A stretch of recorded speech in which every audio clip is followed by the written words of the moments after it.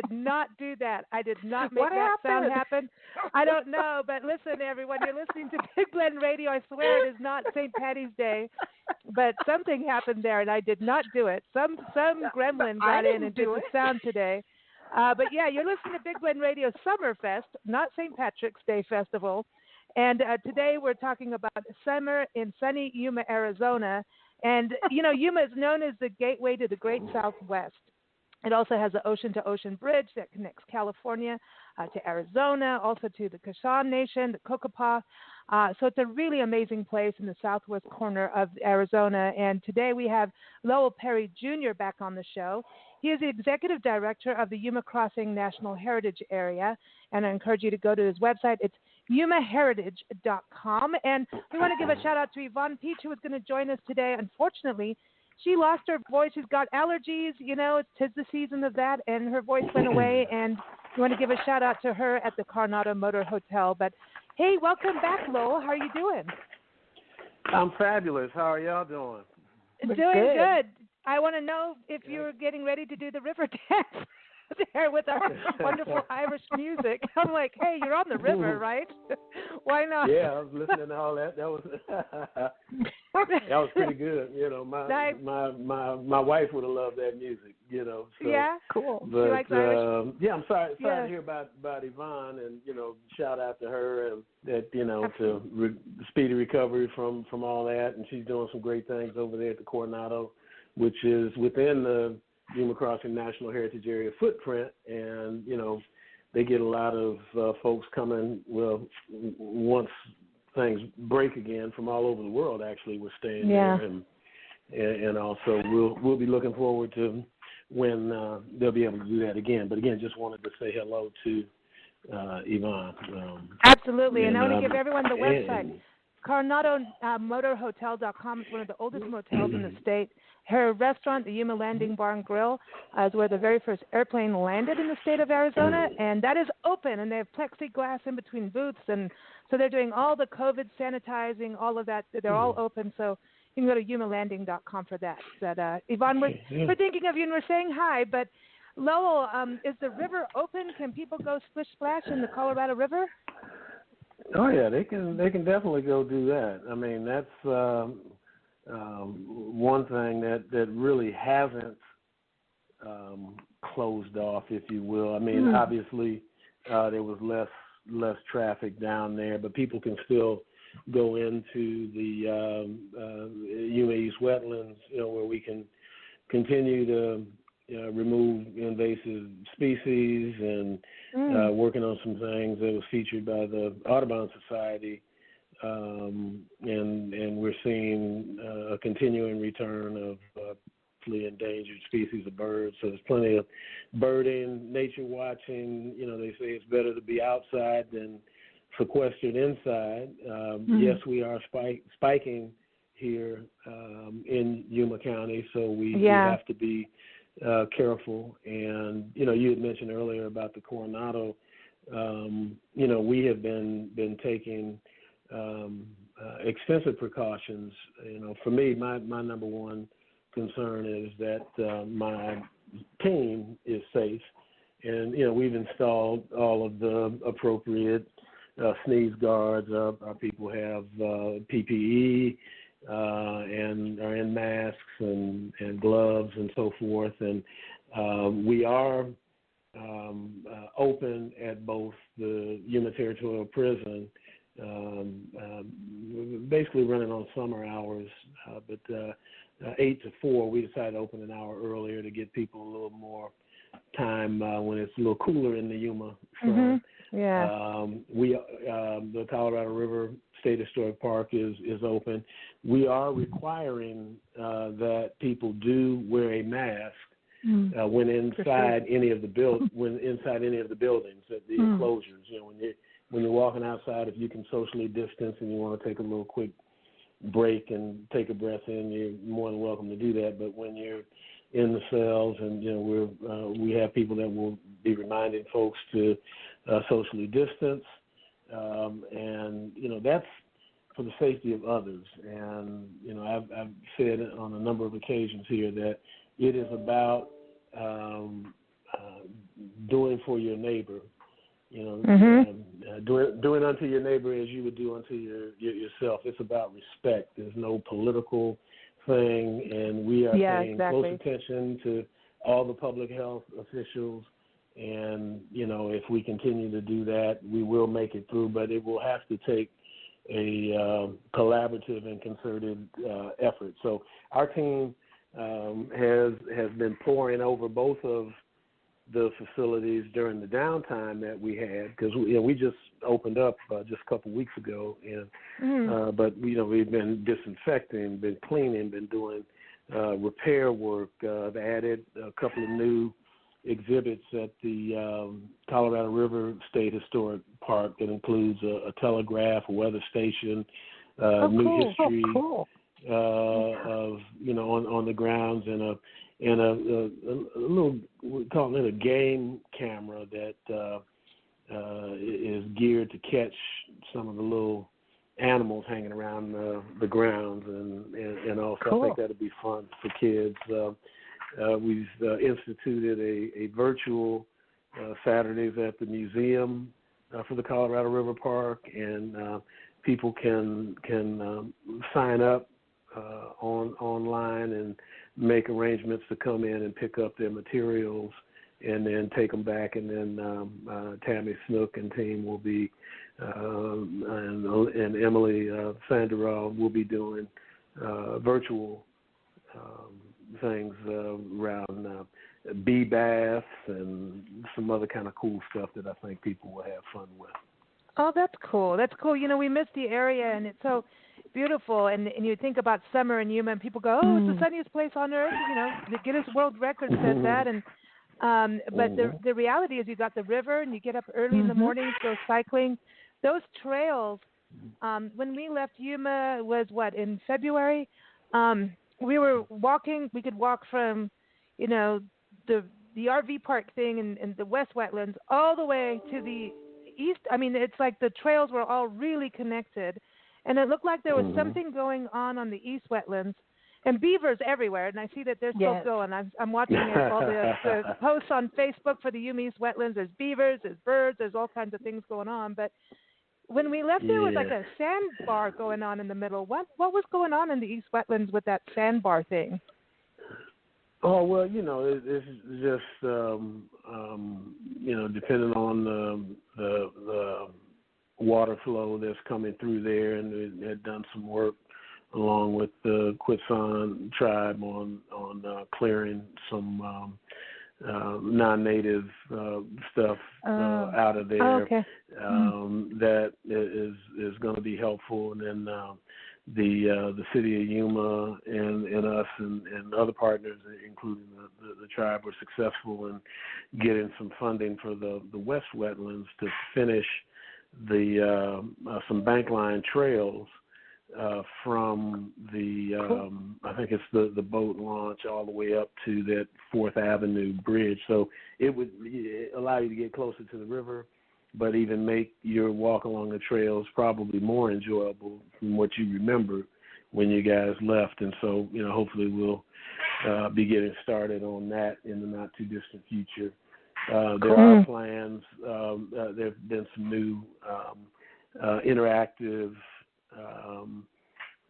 stations, interpretive stations that have been added along the path that you can download an app, and then you can hear the sounds of different wildlife and that kind of thing on it that I think would be pretty cool for folks. That's and very cool. We're also continuing to explore additional funding to make the East Wetlands even more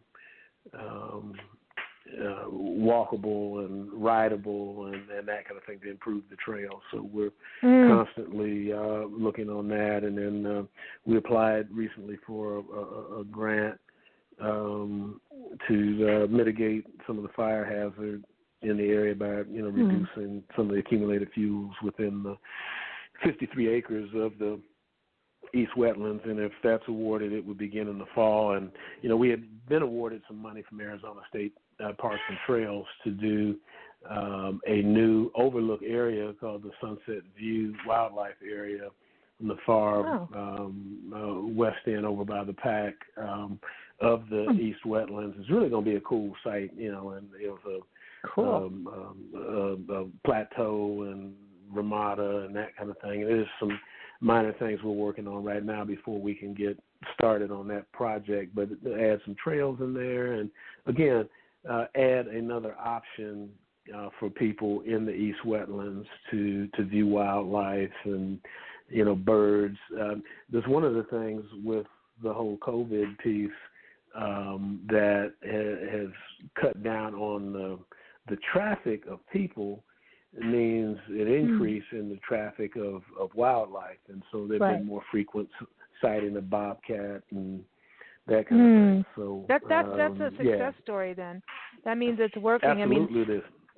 When Nancy and I, the one thing we were amazed, and especially in the summer, I want people to know about this, that the cottonwood trees there. I mean, there's I would put photos up when our walk group on Facebook. People are like, "That's Yuma," and I'm like, "Yeah." There's actual tree tunnels of cottonwood trees, and it's like, what? Yeah, there's shade. It's beautiful, and we do. There were bobcat prints for sure when we were there, and big pelicans. Yeah. The pelicans came in this year. It was awesome to see. I mean, the wingspan was just. You're like, what are we at the beach? But it's those cool. Those things look like pterodactyls when I they're got Nancy the flying dinosaurs. They're like prehistoric birds. Coming in. Yeah, exactly. Well, cool. There's some that believe that's where dinosaurs went. You watch some of these birds walking around. They look like some of the dinosaurs from these Jurassic Park movies and all. Exactly, Roadrunners are totally. Look at them, those little rascals, boy. And they're tough little. They go after rattlesnakes. Sons of guns. Oh yeah. And cool. of course the snakes are back out, and it's fascinating to watch. You have to be careful, and mainly when people get in trouble is when they try to run up on them, or they inadvertently step on one, or they try to grab them because they saw something on TV and think that they can be Steve Irwin or somebody like that, and so you just have to just use good common sense and check them out, because they don't want to be any closer to us than we want to be to them. No, they leave first. They exit. They're trying to mind their own business. Yep, they do. They do. I want to go ahead. I just want to say something about the Roadrunner, because when you go down in the wetlands, you can see Roadrunner tracks, and the way you can identify them is they're like X's, and they're equal, like their toes in the back are the same length as toes in the front, and you can't tell if they're coming or going, and that's a Roadrunner. I don't know. It's really cool to see that. Yes, no. Have you ever seen one up close? A Roadrunner? Yeah. Oh yeah. Yeah, we filmed them in prehistoric. Yeah, we saw a couple of them. They were trapped underneath one of those Acme boxes, and you got away, that the coyote put out there for them. But I'm just playing with y'all. I'm just seeing if you are paying attention here. So. He's got like the cartoon things going on. That's what he's doing. I'm like the Acme. I'm like, coyote. But they do look like they're wearing blue eyeshadow. It's like, listen, what are you doing? Going to the Roadrunner prom? It's really, it's funny. They really crack us up. But I wanted to circle back to being a heritage area. I know you've been on the show a few times talking about it, but I think it's always really worth talking about. And this summer in particular, we've been talking about how Roadrunner sales are up.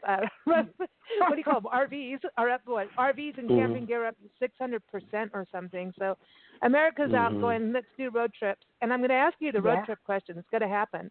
But when you think about everyone going out and about right now where we are today, we're in Southwest Colorado, and we have been through, we're right at Sangre de Cristo National Heritage Area, and also done South Park lately. We're going back to Cane River National Heritage Area, and these heritage areas, I think this should be part of people's road trip adventures to actually understand what a heritage area is, because you could go like South Park out here. You could be driving on mountain passes from one mountain pass. Trust me, all these mountain passes. Yeah. I'm ready to go to Florida now. No, South Park areas are cool. No, South Park is very interesting, and the heritage areas that you mentioned are all part of this Intermountain region of heritage areas, and there's even been some conversation about how to coordinate kind of a road trip in the heritage areas, if you will. We just opened a new heritage area. If they're in the process of doing it in Santa Cruz Valley near Tucson. That'll be the second heritage area in Arizona. But we've had some extended conversations that got kind of put back a little bit. When back in February, May, or March, we had to start thinking about how to respond to the COVID-19. But I think you had mentioned about a little bit on history and on. I think that's one of the important things. And people when they come out to heritage areas, you learn a little bit about the history of the area, but more important, the people that were part of it. And I think one of the things I wanted to talk with you guys about is something that I've been involved with the Alliance of National Heritage Areas. Been very active with that. There are 55 of us. There is some program legislation that's out there now, H.R. 1049 and F 3217, which is the National Heritage Act, that we're asking people to support, and please get in contact with your legislators and tell them to sign on if they haven't already. And what it'll do is extend the authorizations out 15 years and more adequately fund the program, because we're up to 55 heritage areas, so there's been 103% growth, while there's only been about 30% funding or revenue growth out of the Department of Interior. So we're asking for a modest increase that would allow us to do more things and not live hand to mouth, not think about having to get reauthorized every couple of years, so that we can do more for people, and especially that next generation, so that they can learn about the history of this country, where it's come from, and most importantly, to hear all of the stories. And, a lot has been left out of our history, and I think it's very topical now when we're having these conversations around social justice and making sure that there is equal justice under law, which is not the case now for all people. And so that's why you've had a number of people that are out and speaking their voice and exercising their First Amendment rights and saying, look, everybody ought to be equal in this. And we feel, as an alliance of heritage areas, that we're uniquely positioned to be able to help lead a conversation through storytelling. And, when you think about it, when people don't hear about the contributions of, our indigenous tribes, which this country was founded after we stole land to the United States. Let's not make any mistake about that. We stole land, we built it on the backs of people of color, and, all to try to make a buck, and we've exploited people and all, and those stories typically don't get told. And if we tell about some of that past, not to point fingers, but to say, look, we all are Americans, and we should be equal partners at the table to have this conversation about the whole equal justice piece. And so we're making a concerted area as heritage areas. We'll have a new issue of Heart and Soul magazine that the Alliance does that'll be coming out in a couple of weeks, initially an electronic version that talks about our commitment to diversity, equity, and inclusion, and making sure that stories are being told and highlighting different places along the heritage area trails that talk about the contributions of people that might look different from folks. And so I think that is a great first step to having that conversation about race. Now, race itself has no scientific basis. The idea of race was intentionally created back in the 1700s to divide us. as a nation. And the only way that we can bring that back is to, we think, at least through history, and for young people to, understand more about what the real history of this country is about, and why our diversity is what makes us strong and what makes us special. And if this so-called American experiment is going to be successful, then we have to draw a line in the sand, and that's what heritage areas are doing now, because we do that every day. And, we think that history is so important, and, we believe that communities of color ought to embrace conservation and historic preservation as important issues, because that's a way of making sure that the story is getting told about everybody.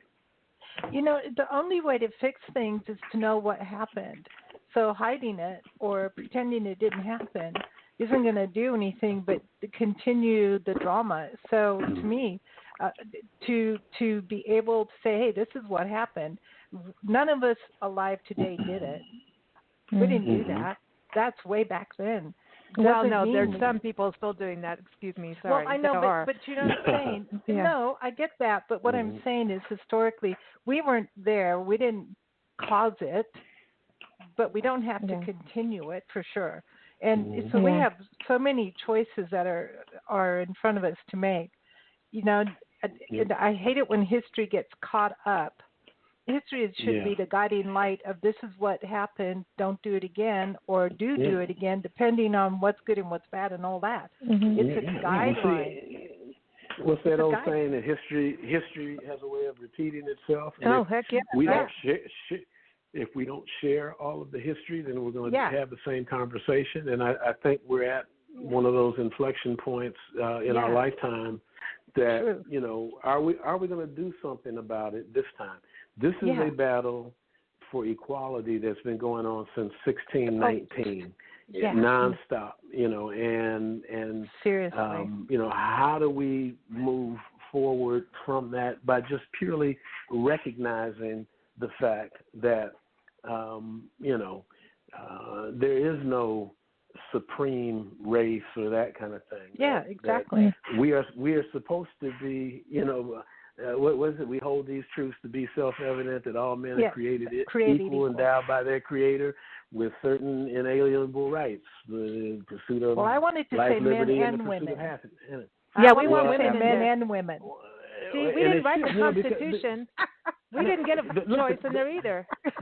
The Constitution of this country, and this is history here. The Constitution was not written for you as women, was not written for me as a black man, where I was considered 3/5 of a human being. So don't get me to try to wax all poetic about our Constitution. It is a thoroughly flawed document. But that's why they say to try to make it a more perfect union, because it's not perfect. It never will be perfect. That's not the idea, but it is the aspiration.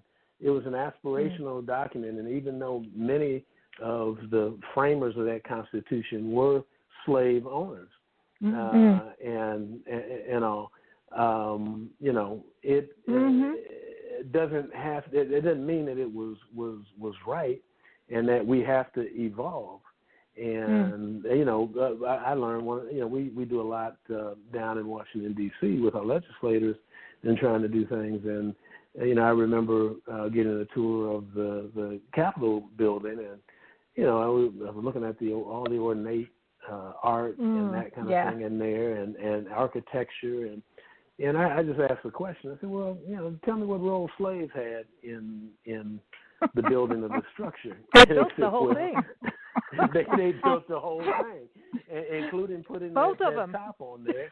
And guess what? George Washington loaned his slaves to work on the project. I know, dude.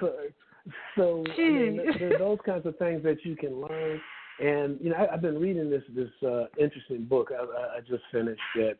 Tina Clark on my team, one of our resident historians. We know Tina, it's called Black and Brown.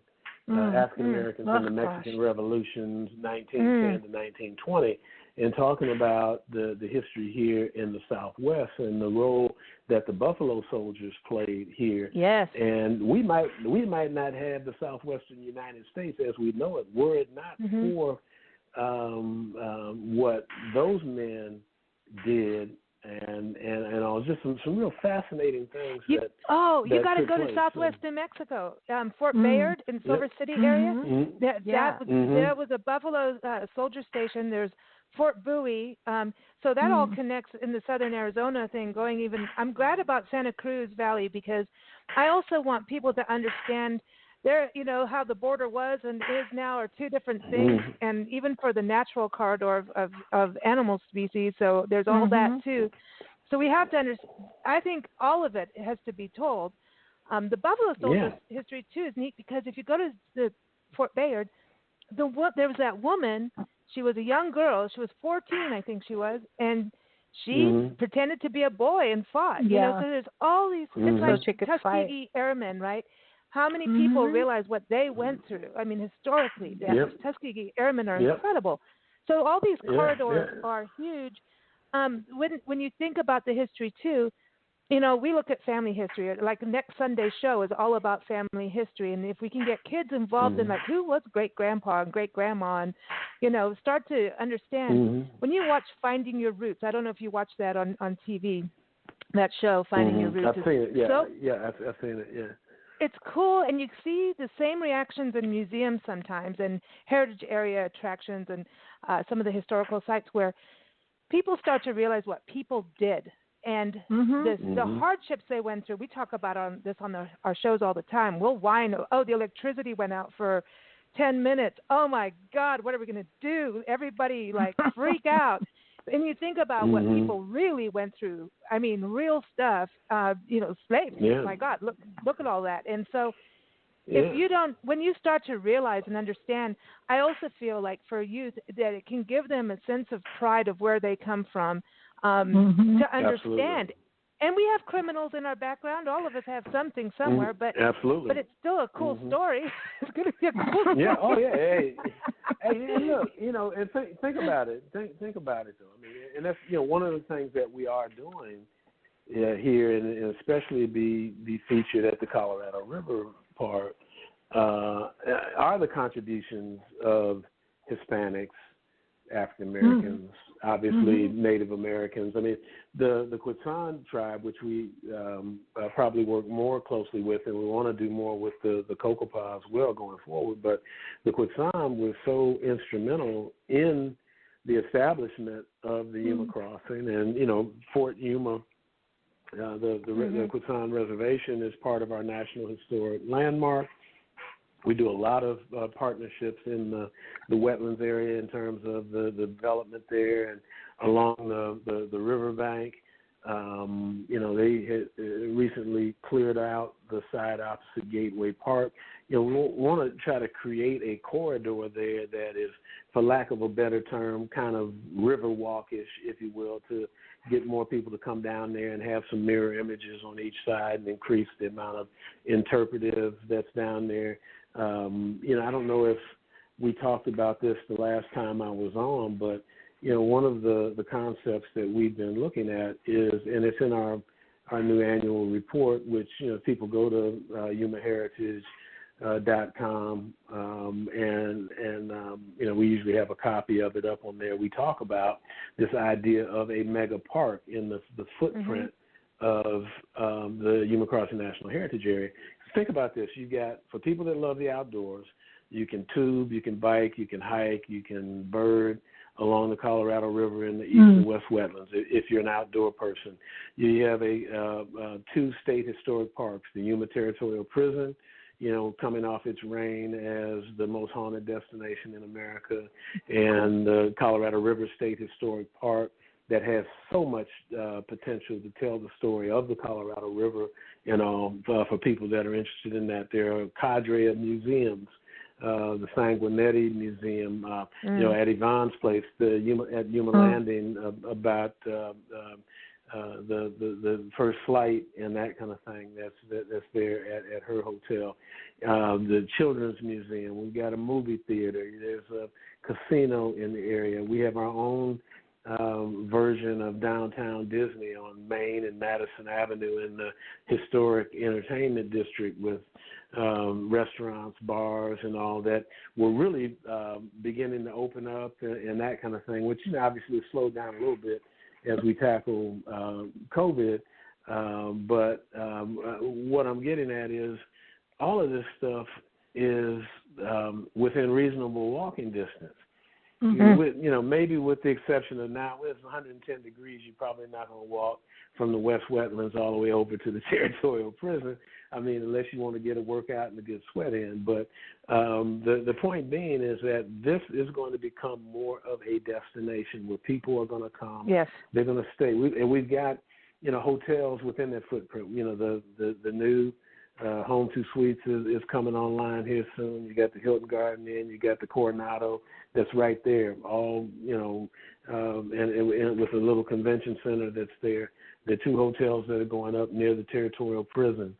So all of this kind of stuff is positioning Yuma to be more than just a gas stop between San Diego and Phoenix. To come spend a couple of days, and there's a lot of cool stuff here, including the people.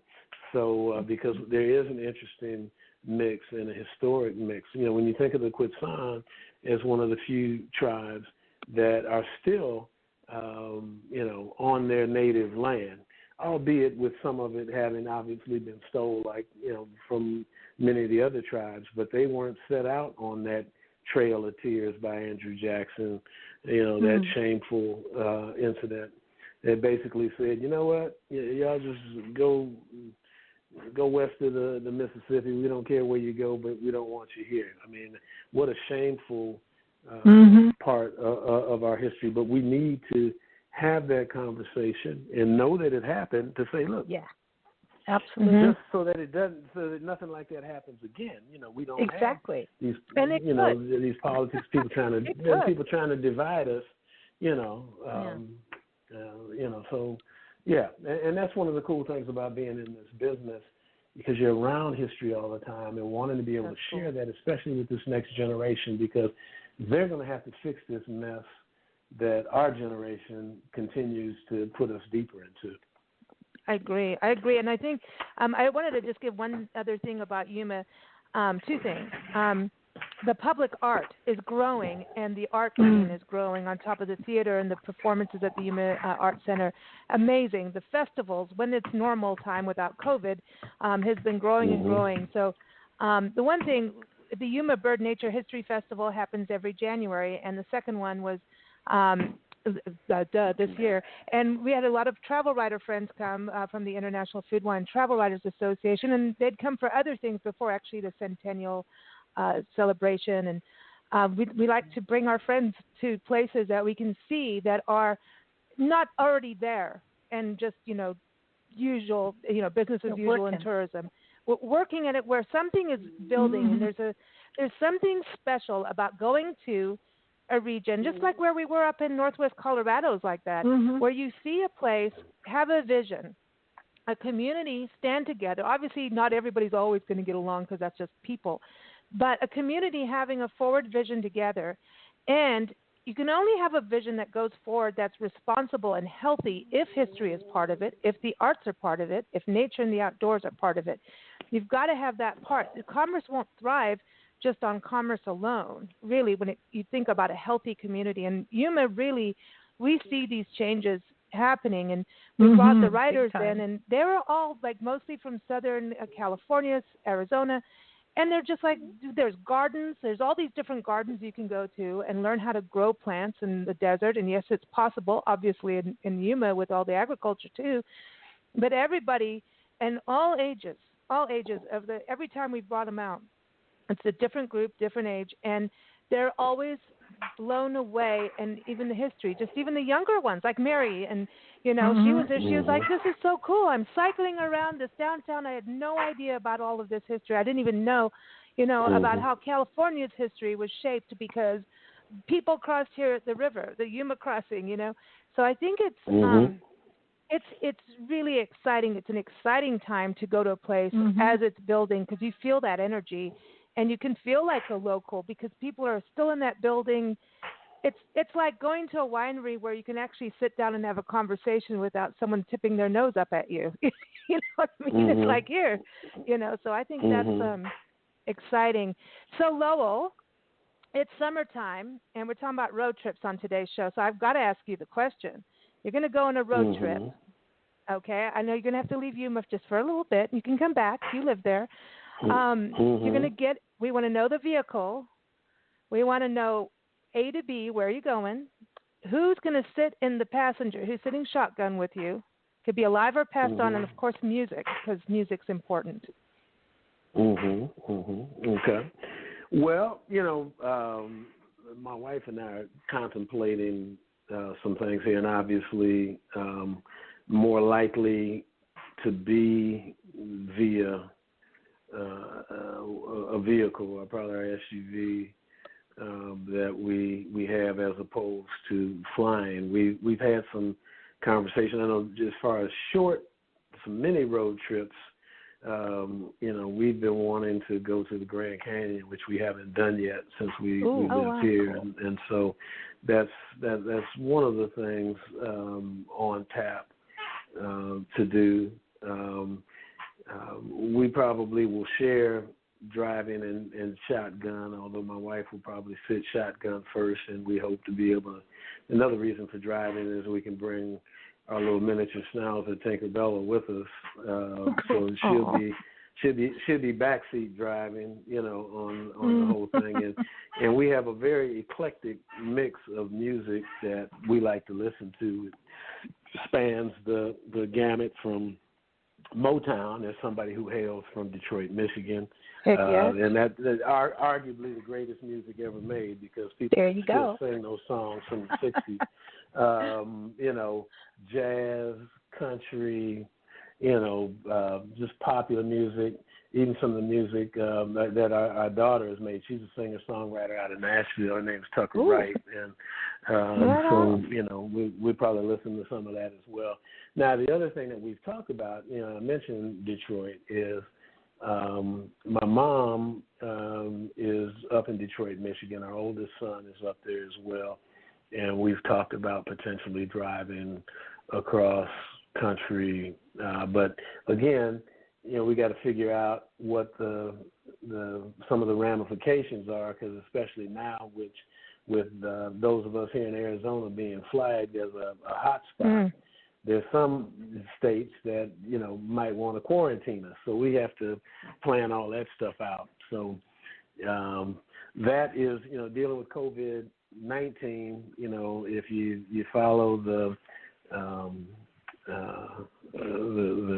recommendations of public health officials and that kind of thing, and use good sense, we can deal with that. And, you know, we'll get through that one. Now, the other virus, you know, that racism 20, you know, that's like we had talked about earlier. Those are some things that we have to deal with. In fact, I wrote an article called Two Viruses Facing and Infecting America Today.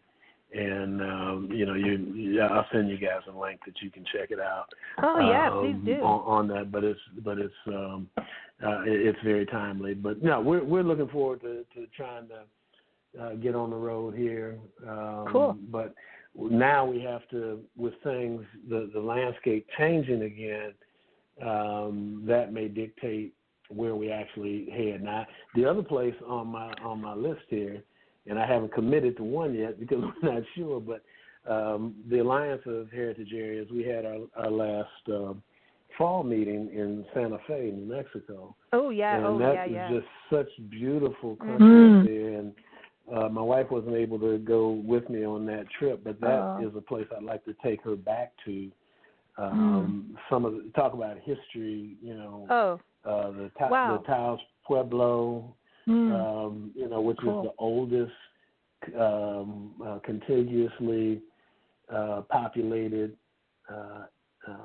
town in the country. Over 1,000 years, people have been living in the same Pueblo dwellings with no running water, no electricity, and that kind of thing. And it's still a thriving little village right on the mountainside there. I mean, talk about some cool history. So, yeah, we may try to cobble together our own little history tour that might include, visiting a couple of my colleagues' heritage areas, and maybe do a test run of a heritage crawl, which eventually we're going to have, and y'all will be one of the first to know about it when we get it done. Cool. And we're doing it. We'll let you guys know. Yeah. Cool. Yeah. Well, we want to do it. We're really. I think that's a really good way for people to travel. And our thing is to follow the migration routes as well, because you think about how people moved and not always popular, right? And like Santa Fe, it's very interesting. We were there last year at this time, and it's just down the road from us where we are now. And it's interesting. Like they took down some of the statues that we photographed. Looking like they took this guy down, and I have the original plaque photo because I always photograph signs and plaques and everything because sometimes that's the only way you're going to get the information. So I'm like, they took the Vargas guy down, and I'm like, the plaque that I have is talking about how he united people and he was like the good dude, and I'm like, dude, then why did they take him down? He wasn't good, but the plaque said he was. So I'm like, I would like to see a lot of statues replaqued with almost like, hello, this person did this. You should know the other side of the story. I think we need to do something about the statues going away. We don't want to, bow down to bad people, but I do believe that they do deserve having a plaque telling people what harm they did. We need to have almost like I don't want to say a gallery of shame. That's terrible in regards to, I don't want to have an argument, but with, I feel like we need to have education and kind of show this is why, because right now I know the plaque was taken away. Now I'm like, well, where, how, what? We need to have information of why was the statue taken down, what exactly did they do, so we all know. We need to have a website or something, I don't know, something has to happen so we understand all of it and not just people ranting on Facebook and Twitter. It's got to be the real information. So can you do that in the heritage areas? Go in and put up, like, this is why. You know what? And that's a good idea to do that, and it might even go along with, one of the cool things that you're just trying to get creative and to find more things for people to do outdoors. Is that we get this great addition to our team, Emily, who started off as an intern and still is kind of sort of intern, but we are trying to keep her around full time here and full fledged member of the team is putting together, along with a couple other folks on the team, a scavenger hunt around Yuma and trying to pick historic locations and that kind of thing, and people having to glean some information, some names, dates, those kinds of things that especially will hopefully appeal to kids, but maybe to kids of all ages. And we haven't, it's not complete yet, but it's getting there, and we're playing around with names for it. So I'm sure Sarah will let y'all know about it when we put it out on social media and everything else when that is gonna kick off. But those along those same lines, if you get people to go to parts of town and explain what's there, maybe even what's some unwritten stuff that people don't know about that area. It kind of along the lines of what we talked about earlier in this conversation. The good, the bad, the ugly. Yeah, all three. We want all parts of it. And it can't just be the one side. It's like the Vargas guy did some good because they put something, so he did something, but apparently he did a whole bunch of other really, really bad stuff. So what was that stuff that we know? It's like exactly. It's crime history, right? So I just believe we should know. So something has to be there to say this is where this, like almost like a tombstone. Like this statue was here, it's gone, and this is why.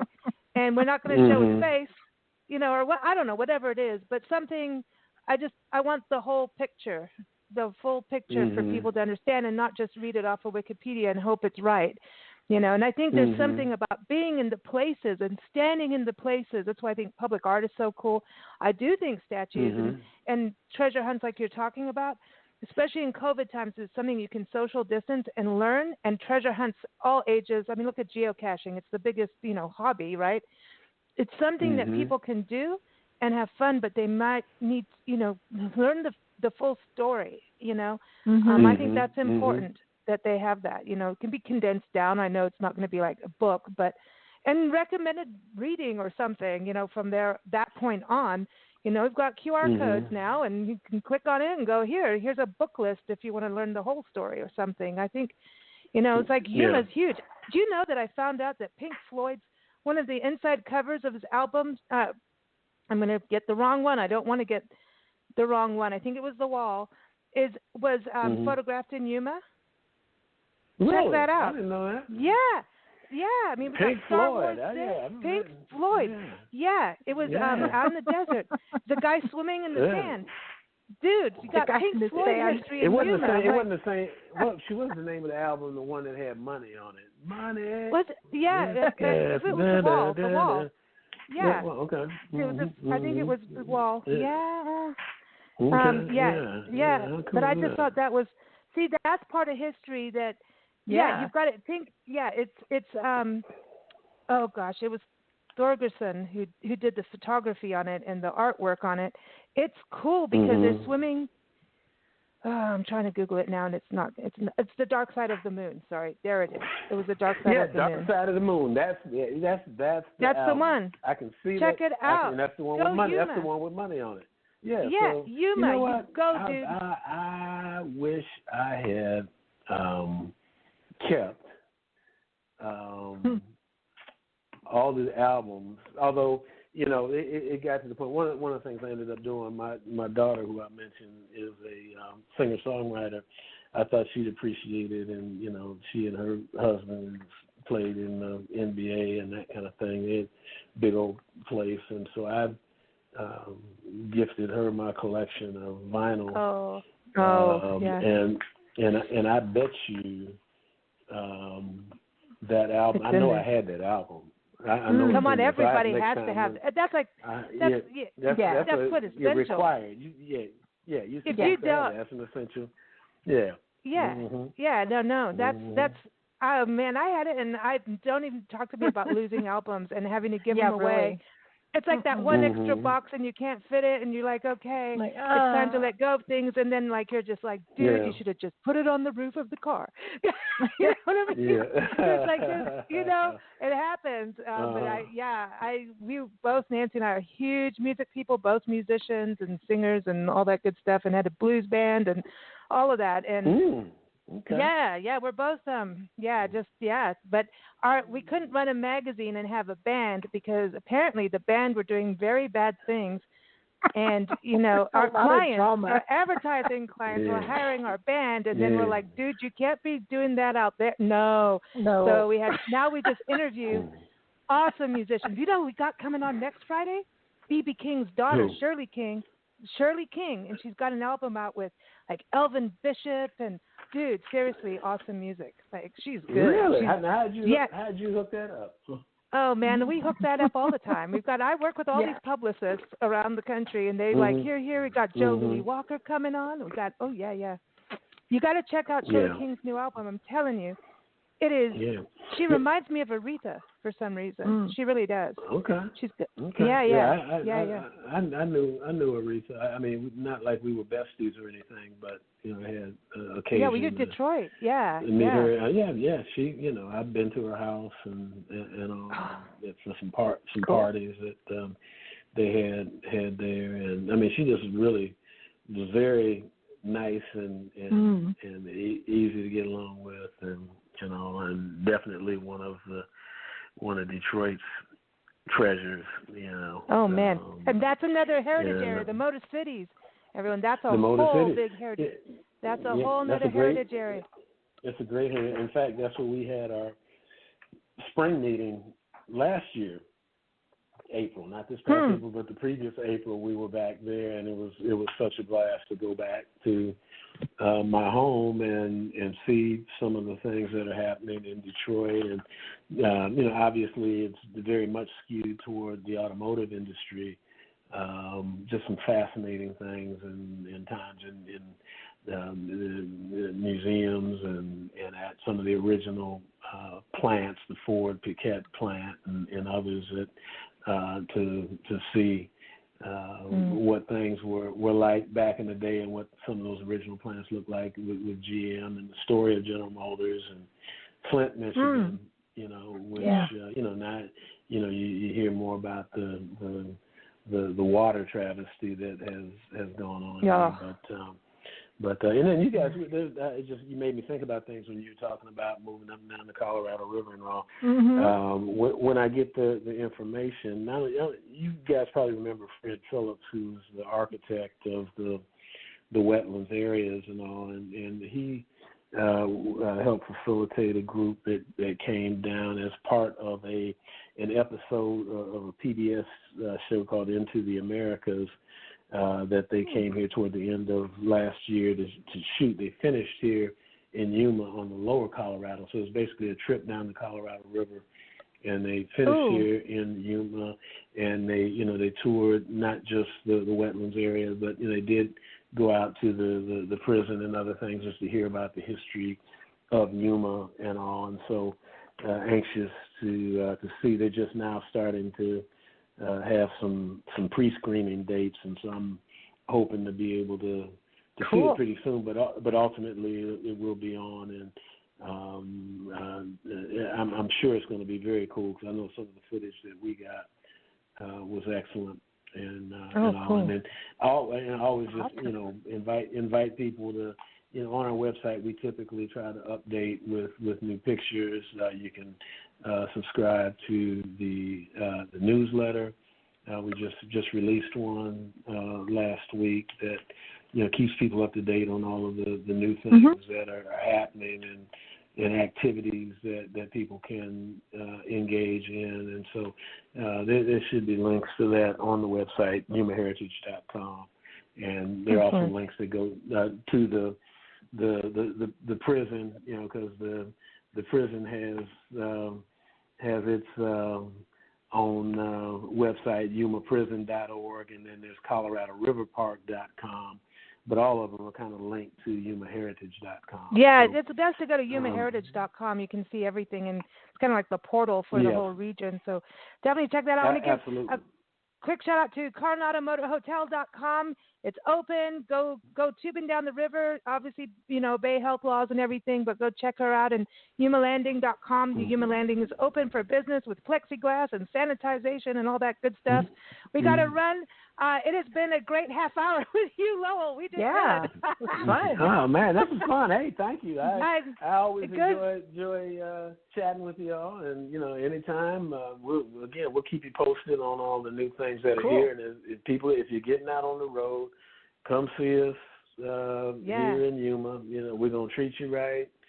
I know my team at both the Territorial Prison and River Park, will welcome you with open arms from a distance of 6 feet. we got the ruler out like in high school, Yeah, but everyone again, there you go. YumaHeritage.com. We want to thank everyone for joining us. We're going to close with a song from Misha Shellhouse, who unfortunately couldn't make it either today. But we're going to get him on our Toast to the Arts Festival at the end of the month. Keep up with Misha at MishaMusic.com. Here's the song we got to play for summer. It's called Travel Song. So here it is from guitarist Misha Shellhouse. Thanks so much. You take care, Lowell. Have a good summer. Will do. You too. Take care now. Thank you again. Take care. Mm-hmm.